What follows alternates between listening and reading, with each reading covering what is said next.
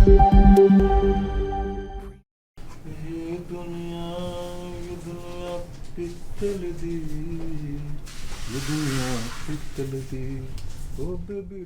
ये एमयू की पेंटिंग है क्या? ये तो एमयू की पेंटिंग है, लेकिन तुम ये बेबी डॉल को शास्त्रीय संगीत की तरह क्यों गा रहे हो? अरे वो ऐसे ही बैठे बैठे सुन लिए तो दिमाग में चढ़ा था। ग्रीन टी पिएगा आप में से कोई? मैं पीऊंगा। हम भी। अंकेश? हाँ सर। जय जी? नहीं, थैंक यू। क्योंकि ना कप 3 है, गिलास 2 है, तो मैं समझ गया था कि मैंने कहा बस इतना ही काफी। मर्यादा त्याग देना पड़ेगा। हाँ, त्याग करना पड़ेगा मुझे। हाँ। तुम सब में मुझे कृष्ण नजर आता है। Thank you sir. कैसे? हम लोग इतने सुदर्शनधारी हैं। तुम सुदर्शनधारी हो। गीता जैसा ज्ञान अपने हाथों में लेके चलते हैं। ये देखिए, हाथों में लेके चलते हो हाँ। गीता जैसा क्या? अरे फंसा रहे हैं क्या आप? कल आपने 11 मिनट 5 सेकंड पे आपने बोला था कि मैं थका हारा आया। और थका जीता होता है। अच्छा, मेरा ज्ञान मुझे ही कमेंट बॉक्स में दिया जा रहा था क्या? व्यूअर्स ने हमारे और मिनट और सेकंड को काउंट करते हुए। हाँ सही समय पे कार्ड खेल दिया गया ये वाला। बढ़िया, ताकि टॉपिक डाइवर्ट हो। तो तुम सुदर्शनधारी हो। कहाँ है सुदर्शन? सुदर्शन मन में। मन में है। जैसे वो उसमें शूल में होता है ना, बच्चा यादव विधायक, जो सयाजी सिंधे ने कमाल का रोल किया है। तो उसमें वो सुधीर विनोद सब बैठे होते हैं, तो वो बताने लगता है चला कि भैया वो तो आपके लिए ऐसा कह रहा था, तो हंसता है, फिर कहता है एकदम सीरियस होके कि वो हमारे लिए ऐसा कह रहा था और तुम सुन रहे थे, है ना? हाँ। तो तुम हंस रहे थे। तो नहीं भैया, वो हम मन में हंस रहे थे। अच्छा, मन में हंस रहे थे, हंस के दिखाओ, मन में हंस के दिखाओ। तो ऐसे मुस्कुराता है, अरे ऐसे नहीं हंसना, मन में हंस के दिखाओ। तो फिर वो गिर पड़ता है एकदम पैरों, भैया गलती हो गया। हाँ, तो तुम मन में सुदर्शन था। नहीं, जब वो कमेंट में कह रहे थे कि थका हारा नहीं होता, थका जीता होता, तो तुम क्या कर रहे थे? ये हंस रहे थे। ये हंस रहे थे कि संपादक की बैंड बज रही है। बहुत सारे मतलब वो लोग यही कह रहे थे कि मौका चूक गए, तुम अभी बालक हो। क्या पता इसने फर्जी हाँ, आईडी बना मतलब रखी है और है? नहीं कमेंट कर रहा हो जाके। ऐसा तो नहीं कि तुम फर्जी आईडी बना रहे हो। हमको और कोई काम नहीं है इधर, है? तुम्हें काम नहीं है? हाँ। क्या कर रहे थे? लोग कह रहे थे कमेंट में क्या कि आयुष भाई को कोई काम नहीं है, ये दिखता रहता है। कौन बोला? कौन बोला? अपना टाइम आएगा। अलीगढ़ डे 2 के इस ब्लॉग में आपका स्वागत है। मैं हूं आपका होस्ट और दोस्त सौरभ द्विवेदी। ये वाला इंट्रो ठीक है ना?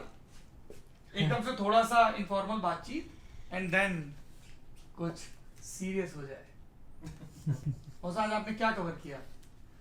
अच्छा एक बात है, जो आप ये सीरीज कर रहे हो ना, हुनर, मैं उसका लगातार प्रचार कर रहा हूँ ब्लॉग्स में भी, कि अभी हमने ये कवर नहीं किया क्योंकि सिद्धांत जी आएंगे और हुनर करेंगे, सिद्धांत जी आएंगे। तो आज क्या ताला की हार्डवेयर पूरा मतलब यहाँ के अगर हुनर की बात करें तो ताला, हार्डवेयर और मेटल आर्ट सब कुछ है। तो मैंने मेटल आर्ट वाला सेक्शन जो है मैंने दूसरी जगहों के लिए बचा के रखा है। लेकिन एक ताला है जिसपे चाबी पे कोडिंग होती हुई देखी मैंने। कोडिंग चाबी पे और डिम्पल। हाँ, उसको जो कोडिंग हो रही थी उसको डिम्पल कह रहे हैं। वो चाबी पे डिम्पल लगाए जा रहे हैं वो, और उसको कह रहे हैं कोडिंग की जा रही है। वो बता रहे हैं कि इसको बनाने के लिए इसको डुप्लीकेट बना नहीं सकते। एक ताले के साथ उसकी 5 चाबियां दी जाएंगी आपको, और वो वीडियो जब आएगा तो लोग देखेंगे वो अनब्रेकेबल चाबी। मैंने तो एक फैक्ट्री मालिकों से पूछा भी, एक जो फिर सिनेमा में दिखाते हैं 2 तार डाल के ताला खोल देने वाला, वो कैसे होता है? मुझे सिखाइए जरा सा, अगर ये कला है अगर है तो। लॉक पिकिंग कहते हैं ना उसको। तो उन्होंने कहा कि नहीं वो नहीं आता हमको। फिर एक दूसरे छोटा सा सड़क पे बेच रहा था ताला, उससे बात किए, बोला अरे आराम से खुल जाता है। अच्छा, तो दोनों चीजें दिख गई। दोनों चीजें दिख गई। बढ़िया। लॉक पिकिंग, लेकिन वो कोडेड चाबी देखने वाला बड़ा मजेदार है। अलीगढ़ में वो पैड लॉक जो होता है कि नॉर्मल ताला जो हम लोग घर के कुंडे में मारते हैं, हाँ। वो दिन लद गए। मतलब अलीगढ़ का ताला बहुत आगे निकल गया, बहुत आगे। हाँ। अब आपको कोडेड चाबियां मिल रही हैं, अब आपको डिजिटल लॉक मिल रहे हैं अलीगढ़ में। अलीगढ़ में डिजिटल लॉक बनाए जा रहे हैं, और वो बड़े नायाब किस्म के डिजिटल लॉक हैं। एक ताला ऐसे तो हमने भी देखा है। हाँ? एक ताला तो हमने भी देखा है, जो आपने शेर वाला, मछली वाला, हाँ तो शेप का हो। जिसमें तुम दरवाजा बने थे, हमने एक ताला देखा है, वो बड़ा चमत्कारी ताला है। उस ताले को ऐसे निकालो, 2 क्लिक करो तो जेरी दरवाजा बन जाता था और आयुष चोर बन जाता था। ये ध्यान आया? मछली वाला। हाँ हाँ, एक ताला है हाँ। तो उसमें जेरी दरवाजा बनता है, फिर जेरी को वो ताला लगता है, आयुष चोर बनता है, उसको खोलने की कोशिश करता है। आप क्या थे, समय? वाह वाह, ये अच्छा था यार। बढ़िया। तो हम लोग दरअसल गए थे, यहाँ पे हार्डवेयर का काम तो होता ही है, ताला का भी होता है, मूर्तियों का काम, स्टैचूज का काम, ब्रास की जो मोल्डिंग और कास्टिंग है उसका काम बहुत होता है। तो हमने बहुत विस्तार से एक वीडियो शूट किया है, मेरे ख्याल से क्यों 30-40 मिनट का होगा, 47 minutes. 47 minute. I like this boy, precision है एकदम, बिल्कुल। अभी एडिट पे चढ़ा के आया होगा। अभी एडिट करना होगा, इसलिए याद है, हैं? बस ये अगर ये और बोल देता ना कि 47 मिनट 32 सेकेंड, मुझे आखिरी क्या 47 मुझे मिनट 25 सेकंड और 23 फ्रेम। ना 23 नहीं है, भाई वो बोल रहे हैं। हाँ। 47 25। अरे तुम और- तो ज्यादा दिल पे ले लिए। ये वो बच्चे अबाकस नहीं करते ऐसे ऐसे करके वैसे। मैं अपने घर से सीख के आया हूँ। तो हम लोगों ने वो पीतल की मूर्तियां बनते देखी, हमने इंसानों को ईश्वर का बुत गढ़ते देखा है। मुझे वो देख के वही याद आ रहा था कि लोग कहते हैं, मतलब वो एक कोट है जो अक्सर कोट किया जाता है कि इंसान को बनाने वाला भगवान नहीं है, भगवान को बनाने वाला इंसान है। ऐसे कर, तो वो मैंने देखा, अरे ये तो लाइव हो रहा है। और फिर वो ओ माय गॉड का वो कांजीलाल मेहता वाली दुकान भी मुझे याद आ रही थी। जब हम लोग उस शॉप में घुसे वहाँ पे, तो आप पूछ रहे थे जैसे ये वाले भगवान जी कितने के हैं, ये वाले, तो मुझे वही सीन स्ट्राइक कर रहे थे। वो कांजीलाल मेहता बता रहा था, हालांकि मतलब उसका एक बहुत सुंदर स्वरूप भी था, बड़ी अच्छी अच्छी मूर्तियाँ थी, लेकिन फर्स्ट इम्प्रेशन वही था। कैसे सिनेमा और जो पॉपुलर कल्चर है हमारे दिमाग के भीतर घुस जाता है कि जब भी हम कुछ देखते हैं तो पहला जो सीन या पहला डायलॉग हमारे मन में आता है वो मतलब वो ईश्वर की जो भी कलाकृतियां हम लोग देखते हैं, राजा रवि वर्मा वाला पूरा काम है जो आज तक रिफ्लेक्ट हो रहा है। जो रूप हम लोग देखते हैं किसी भी रूप में, वही है। उन्हीं की कल्पना। हाँ, ये एक बड़ी इंपॉर्टेंट चीज है, राजा रवि वर्मा। मैं एक दफा बड़ोदरा गया था, तो बड़ोदरा के म्यूजियम में ना, जो राजमहल में म्यूजियम है, तो वो वहीं पे थे। अच्छा। तो ओरिजिनल्स लगे हुए हैं सारे, बड़े बड़े राजा रवि वर्मा के बनाए हुए, बहुत खूबसूरत है। और बड़ोदरा मुझे फिर एक जगह याद आया। एक तो वो मूर्तियां देखते हुए, जैसे आपने राजा रवि वर्मा का जिक्र किया, हम लोग, आप वो वीडियो जरूर देखिएगा, हमने विस्तार से बात की है। फिर हम लोग आ रहे थे, तो मैंने जाते समय भी नोटिस किया था कि यार ये गंदा सा तालाब है और कुछ लोग बैठे हैं, तो मैंने कहा कुछ मजदूर होंगे, सुस्ता रहे होंगे। लौटते में देखा फिर बैठे थे, तो मैंने पूछ लिया साथ वाले व्यक्ति से, मैंने कहा, ये क्या है? बोले नहीं ये कुछ कपड़े धोने आते हैं, धोबी घाट टाइप का, ऐसे बोले। मैं चला गया वहाँ, बात करने लगा, वहाँ लोग कुछ लोग बैठे हुए थे और उन्होंने पूरा बताया। वो एक्चुअली में वहाँ 200, 250, 300 परिवार आते हैं कपड़े धोने के लिए, कुछ लोग धो भी रहे थे, तो उन्होंने पूरा प्रोसेस दिखाया जो आप उस वीडियो में देखेंगे। फिर हमें मिला थंब, मैंने उनसे पूछा आपकी दिक्कत क्या है यहाँ, मतलब कुछ मांग है? तो अमूमन जब आप रिस्पोंडेंट से बात करते हैं, वोटर्स से, नागरिकों से बात करते हैं, तो सड़क, बिजली, पानी, लॉ एंड ऑर्डर, कारोबार, किसी पार्टी के समर्थक, विरोधी। उन्होंने कहा साहब इस तालाब में 2 मगरमच्छ हैं, अरे गजब। उनको निकलवा दो यहाँ से। पर एक तो कार के पास जाके सुस्ताता है, कोई ऑटोमोबाइल ऑटोमोबाइल का शौकीन रहा होगा मगरमच्छ, और लड़कों ने वीडियो दिखाई साहब यहाँ बैठा। अब सोचो आप, वो लोग पानी में कमर तक डूबे और कपड़ा फचीटते हैं, और उसी पानी में तालाब में 2 मगरमच्छ हैं। मेरा एक एनकाउंटर रहा है, सोनभद्र गया था मैं 2018 में, आपको याद होगा। हाँ, वो हमारी बिल्कुल शुरुआती नॉन इलेक्शन ग्राउंड पहली जमीनी हकीकत थी नॉन इलेक्शन वाली हम लोग की।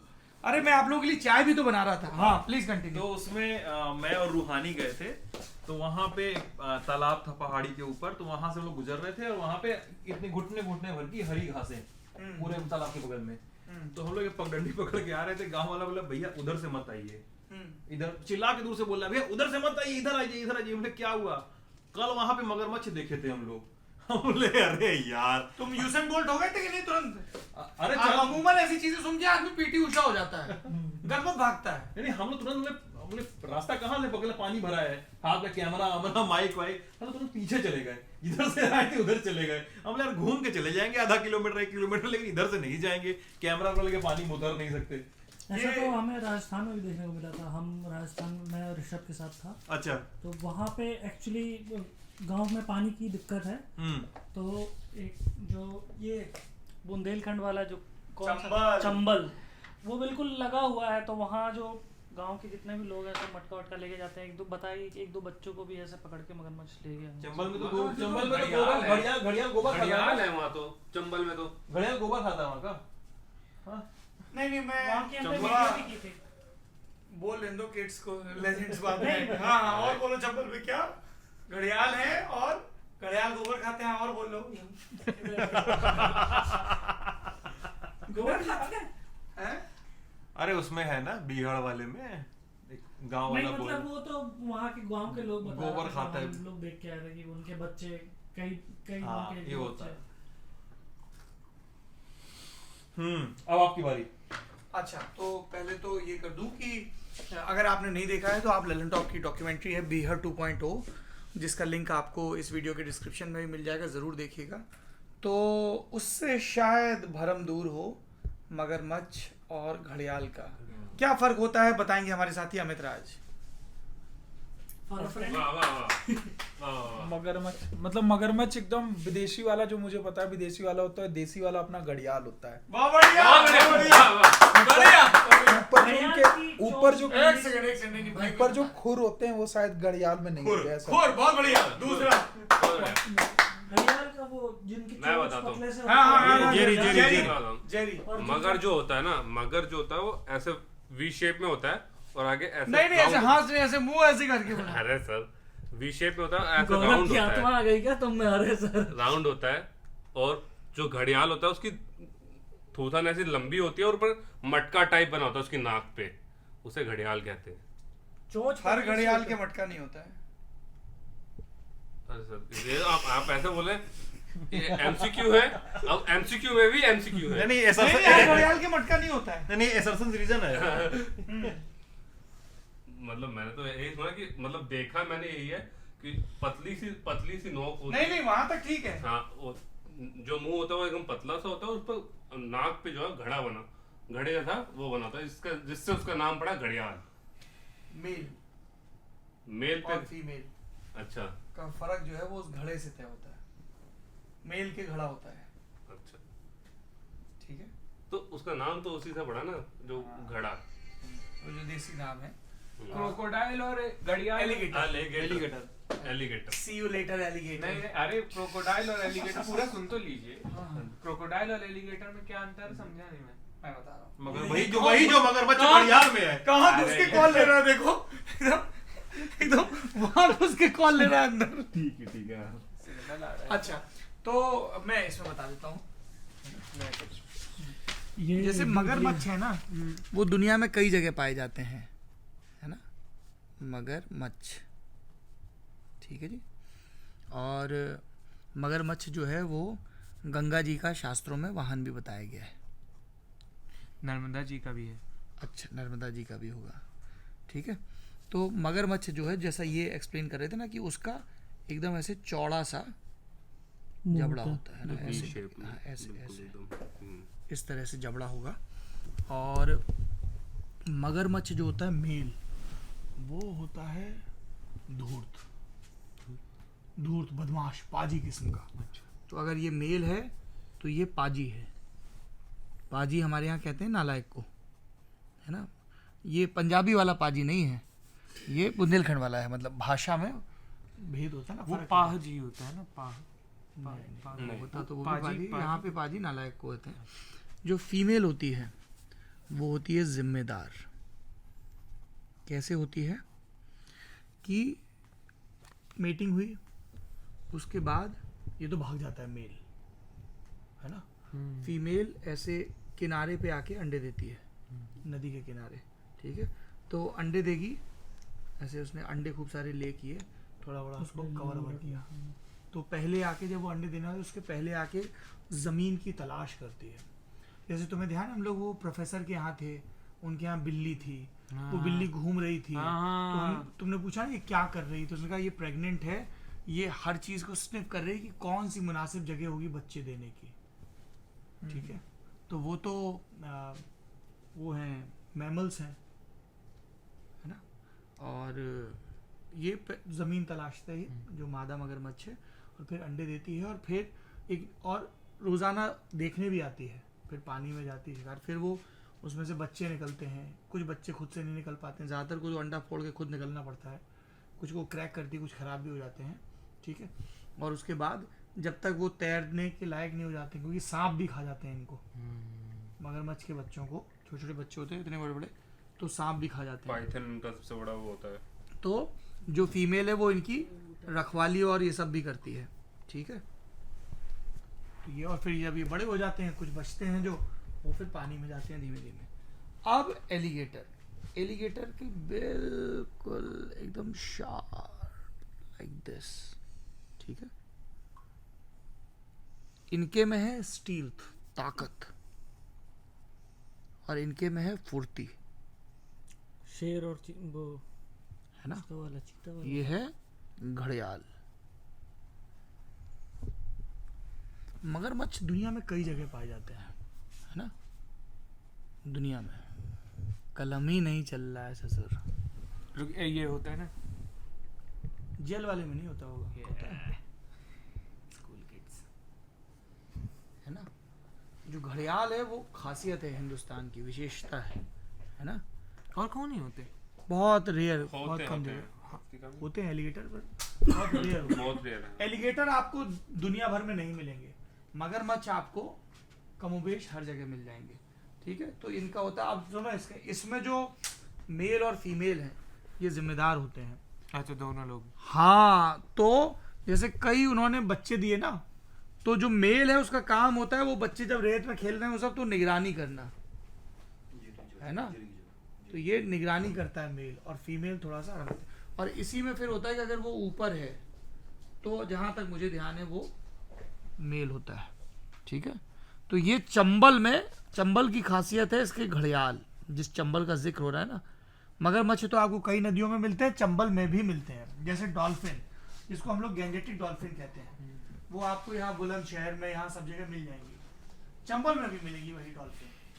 तो चंबल की खासियत क्या है कि आपको कितनी ऐसी नदियां मिलेंगी यार भैया, ऐसे ऐसे अरे कितना ऐसे, इधर चक्कर कराओगे। एक सेकंड ठहरो, कितना ऐसा आपको, चाय ठंडी होगी।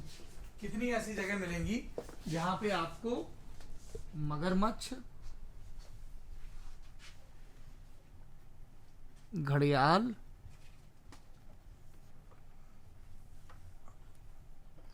और डॉल्फिन एक साथ दिखें। बहुत रेयर है, और ये चंबल में मिलती है। तो चंबल में एलिगेटर की सेंचुरी भी है ना। वहाँ पे आप बोटिंग नहीं कर सकते, फिशिंग नहीं कर सकते, घड़ियाल पेल दिए जाएंगे। नहीं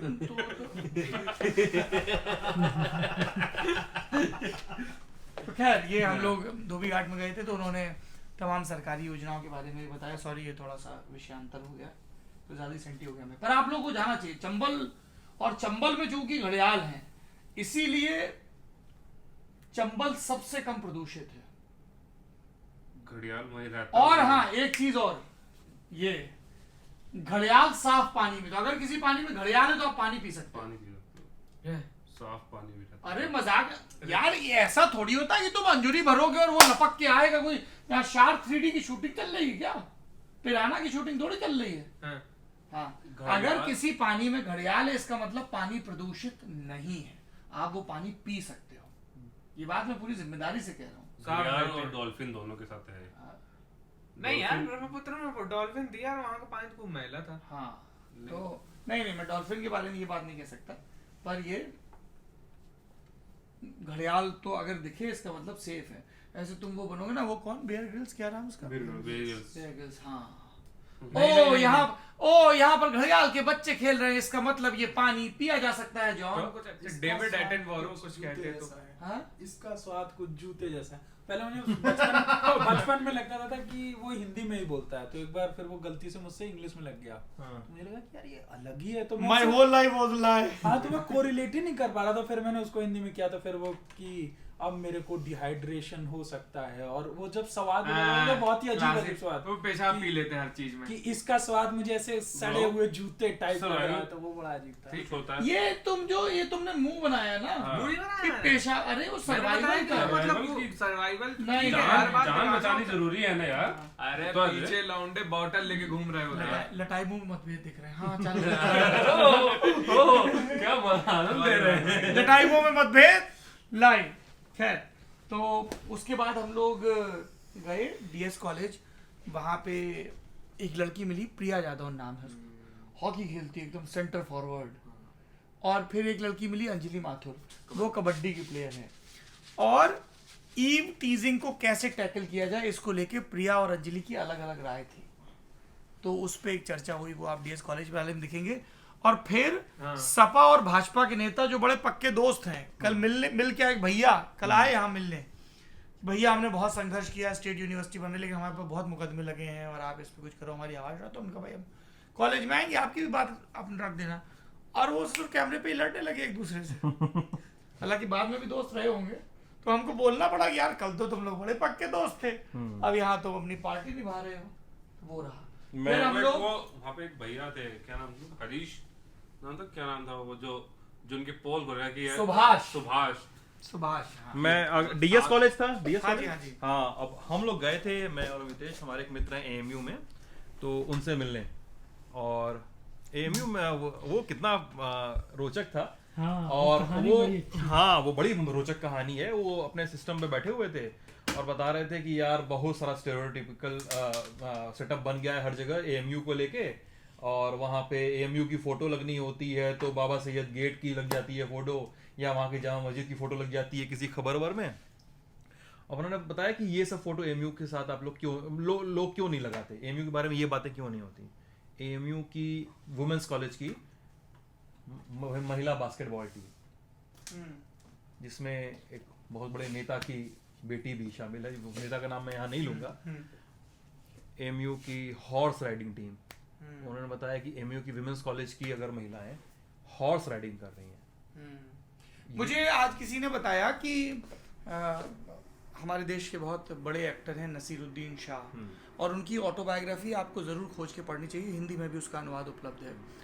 बहुत ईमानदार ऑटोबायोग्राफी है। तो उनके भाई थे जमीरुद्दीन शाह, जो यहाँ पे वाइस चांसलर रहे। हाँ, अभी भी है। नहीं, अभी वो वाइस चांसलर नहीं, मतलब थे, आपने कहा ना। नहीं, यहाँ पे वाइस चांसलर थे। हाँ, वाइस चांसलर। हाँ, तो उनका कार्यकाल लोगों ने बताया, कुछ स्टूडेंट मुझसे मिलने आए थे कि सर देखिए पॉलिटिक्स अब एक तरफ रख दीजिए, सबके अपने अपने वो हैं। उन्होंने एएमयू को सतर करने में, दुरुस्त करने में बहुत रोल निभाया। और जाहिर सी बात है जो यहाँ के नेता होंगे जिनकी, और यहाँ पे एएमयू में गुट बहुत है, मुझे बताया गया, एक आजमगढ़ गुट, एक वो बिहार की लॉबी, एक यहाँ की लॉबी, एक वहाँ की सीवान की लॉबी है यहाँ पे। हाँ। बिहार में भी अलग अलग जगहों की लॉबी है यहाँ पे। तो बोले वो सब तो चलता रहेगा, वो अपने हिसाब से नफा नुकसान बताते रहेंगे, लेकिन उन्होंने जमीरुद्दीन शाह ने बहुत काम किया, ऐसा उन्होंने बताया। और मुझसे तो कुछ लोगों ने यहाँ तक भी कहा, एएमयू से जुड़े लोगों ने, कि एएमयू का जो टसल है, एएमयू के अंदर के छात्र संगठनों का, टीचर संगठनों का, साथ में सरकार का, लोकल एडमिनिस्ट्रेशन का जो घर्षण चल रहा है, उस वजह से एएमयू बना हुआ है। वो quality control, thank you so much, वो क्वालिटी कंट्रोल और उसको स्टैब्लिश करने की बार बार जो एक जुगत है, वो लगातार इसी वजह से हो रही है। किसी एक पावर के हाथ में छोड़ दिया जाएगा, जैसे वहां के लोकल एडमिनिस्ट्रेशन के नाम पे छोड़ दिया जाएगा, तो वो डूब जाएगा। वहां पढ़ा रहे लोगों ने, वहां पे काम कर रहे लोगों ने मुझसे बताया है ये कि लोकली इसको छोड़ा नहीं जा सकता। नोट किया जाए, सौरभ ने आयुष को केयरिंग बॉस।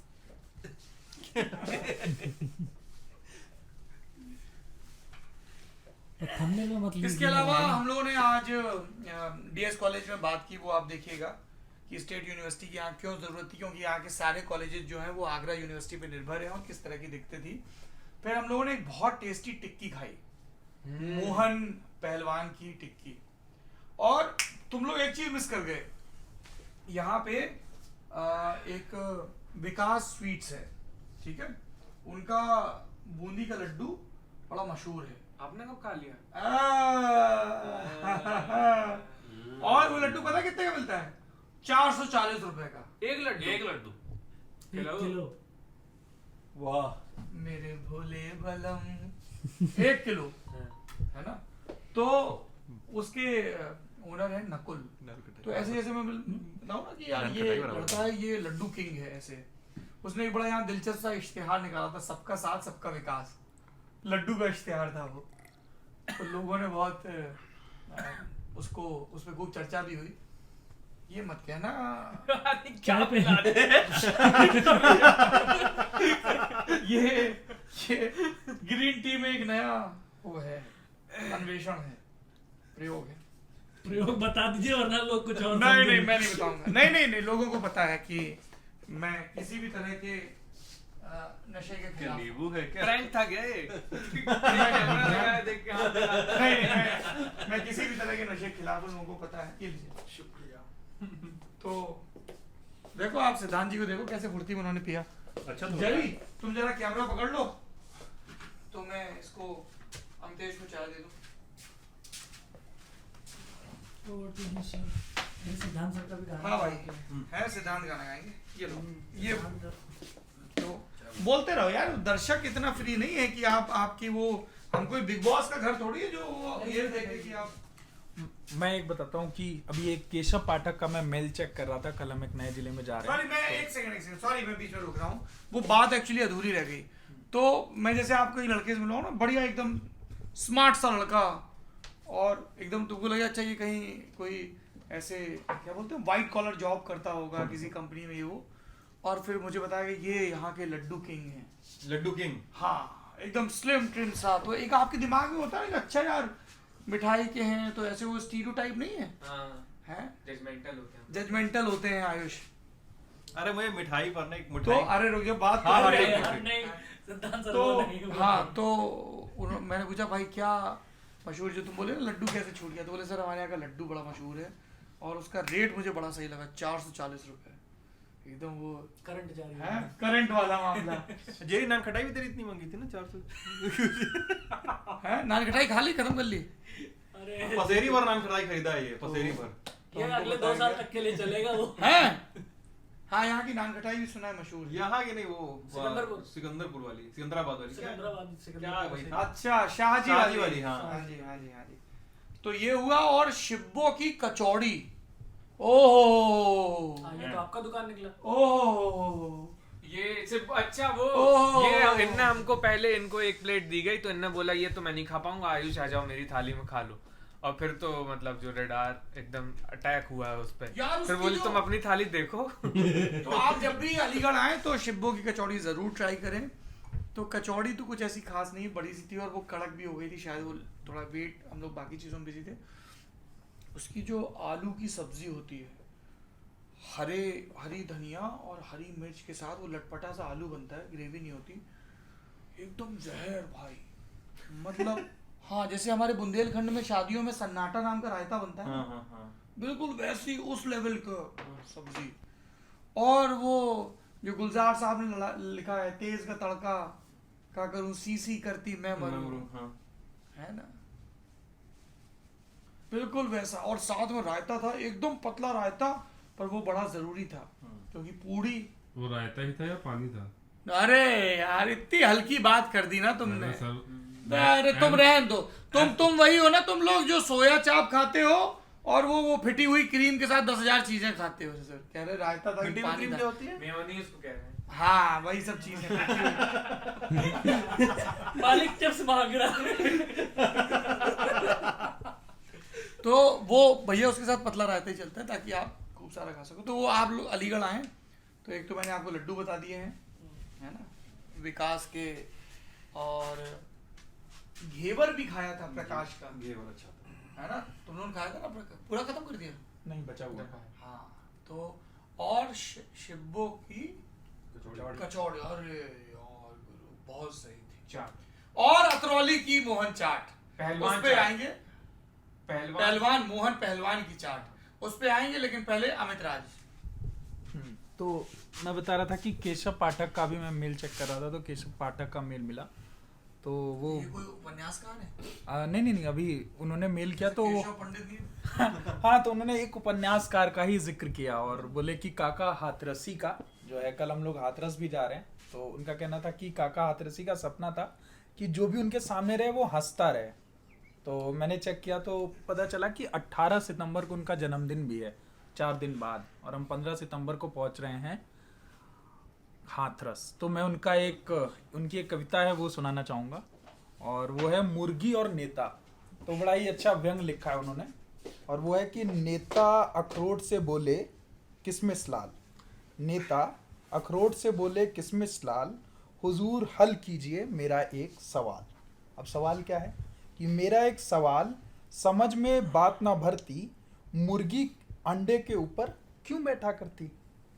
नेता ने कहा प्रबंध शीघ्र ही करवा देंगे, मुर्गी के कमरे में एक कुर्सी डलवा देंगे। तो वहां से है, तो कल हम लोग हाथरस जा रहे हैं, तो जो भी दर्शक कल हाथरस में रहेंगे सबसे मिलना होगा। एक मेरे पास भी काका हाथरसी से जुड़ा प्रसंग है। छुटपन में ऐसा होता है ना कि यार कोई वार्षिक उत्सव होगा, क्या होगा, एकदम शिशु सभा होगी तो क्या सुनाएंगे, तो मैंने काका हाथरसी की एक कविता याद की थी, और तब मुझे अंदाजा भी नहीं था कि नेहरू की जो विदेश नीति का एक सिद्धांत था, पंचशील सिद्धांत, है ना? तुम क्यों हंस रहे हो? सिद्धांत हाँ, तो पंचशील का सिद्धांत था जो भारत चीन से युद्ध हारा और बुरी तरह फ्लॉप साबित हुआ वो सिद्धांत। तो उस पे वो तंज करते हुए था काका हाथरसी की वो कि पंचशील पुल पर खड़े 5 अनोखे व्यक्ति, परिचय अपना दे रहे किसमें कितनी शक्ति, किसमें कितनी शक्ति। उनमें से एक था अंधा, बाकी 4 थे लूला, लंगड़ा, बहरा, नंगा। के काका कवि राय शून्य में ताक रहे थे, पड़े नशे में धुत लंबी चौड़ी हाँक रहे थे। बहरा बोला यकायक ध्यान दे वो शोर, साफ सुनाई पड़ रहा है डाकू दल में शोर, डाकू दल में शोर कसम अंधे ने खाई, वो देखो 12 डाकू दिख रहे दिखाई। लंगड़ा बोला भाग चलो वरना मर जाएंगे, लूला बोला हम भी 2-2 हाथ दिखाएंगे। और तब नंगा बोला ससुरों तुम सब कुछ नहीं करोगे, मुझको मिलवा के लुटवा दोगे। ये उनकी काका हाथरसी की उस समय की थी। अच्छा, जब आज की तारीख में ये चीज़ बोलते हैं ना, तो जो हम लोगों का अर्जित सेंस है, तो हमें पता है कि यदि किसी के पाँव में तकलीफ है तो हम लंगड़ा नहीं बोल सकते हैं, है ना? हम किसी के हाथ में तकलीफ है तो हम लूला नहीं बोल सकते हैं, हम किसी को अंधा नहीं बोल सकते हैं। शब्द है दृष्टिहीन, है ना? कोई नेत्रहीन नहीं होता है, बहुत रेयर ही होगा कि किसी के नेत्र ना हो, नेत्र में दृष्टि ना हो, तो नेत्रहीन is not the right word. दृष्टिहीन कि वो देख नहीं सकते हैं, आंखें तो हैं। तो ये सारी चीजें हैं। आप इसीलिए सीरियस हो गए थे क्या सुनते हुए? नहीं नहीं, मैं थोड़ा सा वो परफॉर्मेंस आपका गजब का था। आपने याद कर ली थी, तभी से याद है आप तो अभी तक याद है इसका? लोग पूछ रहे थे, ये भी एक कमेंट था कि इतना सारा जो ज्ञान आप हासिल करते हैं इसको समाहित कैसे कर लेते हैं आप? अधजल गगरी छलकत जाए है नहीं, अधजल गगरी छलकत जाए। हाँ, मतलब काफी भर लेते हैं आप फिर? नहीं, आधा ही भरा है। मतलब आता कुछ नहीं है, बस ऐसे बड़ी बड़ी बातें कैमरे के सामने करता रहता हूँ, ऐसे झूठा आभास। हमारा भी तो वीडियो है, कैसे याद किया जाए, याद करने का मेरे दोस्तों ने इतना मजाक उड़ाया था कि मतलब बहुत गलत आदमी ने ये वीडियो बनाया है। तुमको पता है उस वीडियो की वजह से मुझे Lallan top, brand Lallan top क्या है ना, उसका एक बहुत अच्छा उदाहरण था।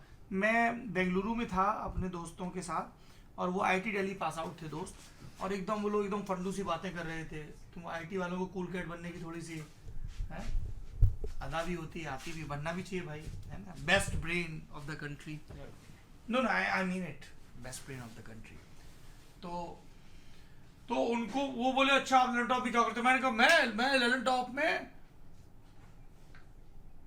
परंपरा के साथ आधुनिक संवाद करता हूं। तो एकदम भारी भरकम वर्ड गिरा दिया। तो बोले मतलब? तो मैंने कहा जैसे आप मेमोरी के लिए या इन सब संस्कृत के श्लोकों में आपको लगता होगा ऐसा होगा वैसा होगा, मैं आपको एक कट पया दी। ये कट पयादी थ्योरम बताता हूँ।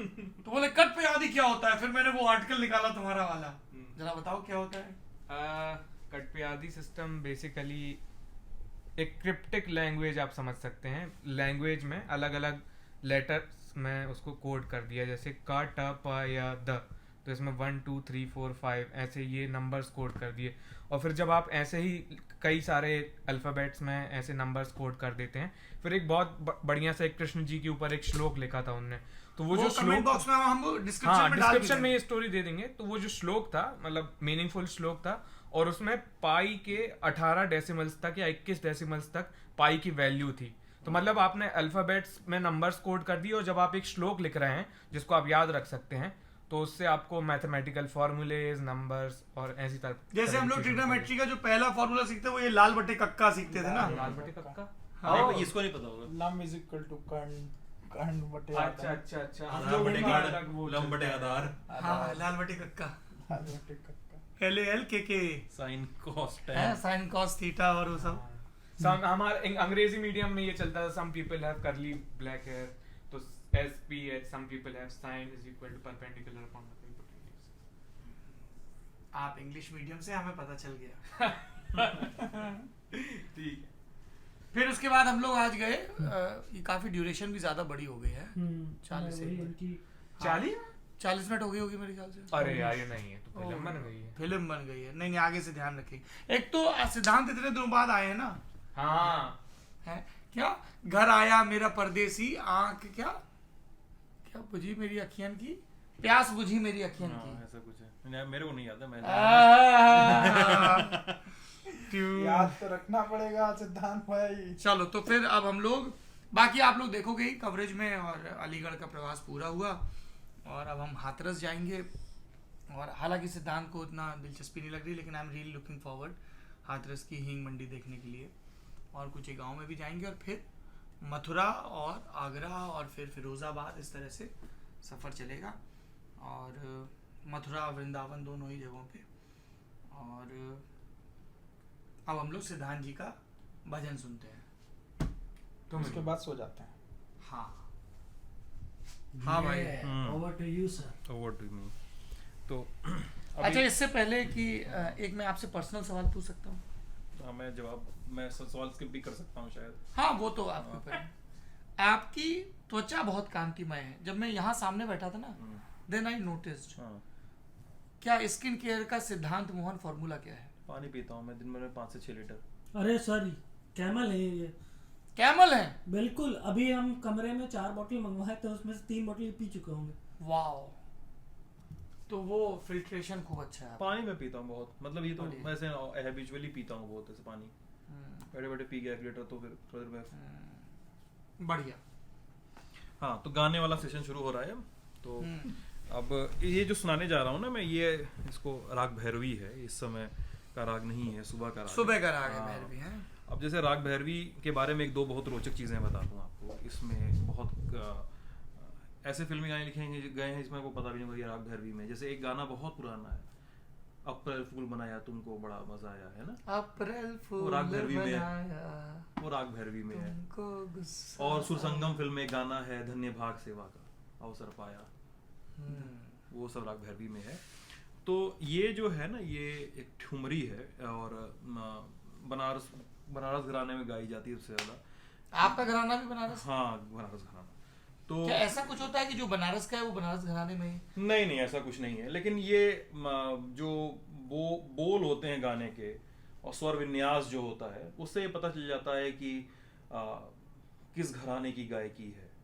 और कई बार जिस घराने के मजे हुए गायक हैं, वो मतलब ये ऐसा है कि साहब इस घराने के हैं वाला इसरार बहुत करते हैं मजबूती से। तो ये इस गाने की स्मृतियाँ बड़ी, ये गाना मतलब अक्सर सुनते समय रुलाई आ जाती है। जब हम लोग गाड़ी में भी सुनते हुए आ रहे थे गाना। हाँ, निर्गुण है। जैसे एक दुल्हन है, उसकी विदाई हो रही है, और वो कह रही है कि लोग घर से निकाल रहे हैं हमको, मैं पिया के देश जा रही हूँ। और उसका एक दूसरा अर्थ भी है कि उसकी मृत्यु भी हो चुकी है इस महिला की, और वो पिया के देश जा रही है। जो मतलब एक निर्गुण लिखे गए जिस तरह से। और काफी में भी जैसे होली का समय आता है तो उस समय भी गाया जाता है। काशी काशी में आता भी है ना, कौन ठगवा नगर लुटल हो वाले आप, हाँ। एक गीत है उसमें। तो गिरजा देवी की जब मृत्यु हुई उनके तुम यहाँ, कान पे हाथ क्यों नहीं लगाते हो उस्तादों का जिक्र करते हुए? पता नहीं मैंने इसको थोड़ा सा तजा है इसको। अच्छा, पर ये है ना रवायत, ये है रवायत कि आप तजते हैं, गुरुओं का नाम लेते गुरुओं हुए। का नाम लेते तजते हैं, छूते हैं अपना कान, उनका नाम नहीं ले सकते आप तो ऐसे कर सकते हैं, या गा रहे हैं आपके हाथ में तानपूरा है तो आप ऐसे कर लेंगे। हाँ, अच्छा। तो गिरजा जी की जब मृत्यु हुई तो बहुत कम लोगों को शायद उन्होंने वीडियो देखा होगा, तो मालिनी अवस्थी गायिका हैं जो वो, और धर्मनाथ मिश्रा बनारस के बहुत बड़े बहुत पुराने और बहुत वृद्ध हारमोनियम वादक हैं वो, और वो गिरजा देवी की शवयात्रा में गाना गा रहे हैं। हाँ। तो ऐसे कुछ है वो, मतलब हो सकता है मुझसे गलती हो जाए थोड़ी। अंगना तो पर्वत भयो ड्योढ़ी भई विदेश, अंगना तो पर्वत भयो ड्योढ़ी भई विदेश, जा बाबुल घर आपने मैं चली पिया के दे, बाबुल मोरा नैहर छूटो ही जाए, बाबुल मोरा नैहर छूटो ही जाए। वो कह रही है कि आंगन जो है पहाड़ हो गया है, पर्वत हो गया है, और ड्योढ़ी विदेश हो गई है, मतलब ये सब कुछ अब नहीं आना है। तो बाबुल जा घर आपने, पिताजी अपने घर जाइए आप, मैं अपने पिया के देश जा रही हूँ, और बाबुल मेरा नैहर छूट ख्याल से बड़े गुलाम अली खान साहब, बहुत सारे लोगों ने गाया, केएल सहगल ने गाया था सबसे पहले, बेगम अख्तर ने गाया था, हाल फिलहाल मुझे किसी ने बताया कि अरिजीत सिंह ने कहीं गाया, जगजीत सिंह और उनकी पत्नी चित्रा ने भी गाया, उस फिल्म आविष्कार में ये आया है। तो मैंने इसको शायद बहुत बुरे तरीके से गा दिया है। बहुत ही एकदम ये वैसा है जिसमें करुणा है इसमें, जैसे शमशेर नहीं करते हैं वो टूटी हुई बिखरी हुई कविता में कि छप छप छप मेरा हृदय कर रहा है छप छप छप, तो ये बिल्कुल वैसा है एकदम, है लगभग शोक गीत सा। लगभग शोक गीत सा। राग भैरवी है तो व्लॉग खत्म करते हैं, एक छोटा सा दादरा सुनाता हूँ। हाँ, थोड़ा हैप्पी नोट पे खत्म करें। चला रे परदेसिया नैना मिलाए के, चला रे परदेसिया नैना मिलाए के, आज की रैन रह जा विदेसिया, आज की रैन रह जा विदेसिया, रह जा विदेसिया, सवेरे चले जइयो राम नैना लड़ाए के, चला रे परदेसिया। चलता रहेगा सफर। ब्लॉग की ड्यूरेशन आज ज्यादा हो गई, इस बात का ख्याल रखेंगे और सुबह सवेरे निकलेंगे। आप बताइए, इस सफर में आप हमारे हम सफर हैं, आपको ये पूरा प्रोसेस कैसा लग रहा है? क्योंकि हमारे गुरु आयुष ने कहा है प्रोसेस में मजा आना चाहिए। Good night, take very good care of yourself.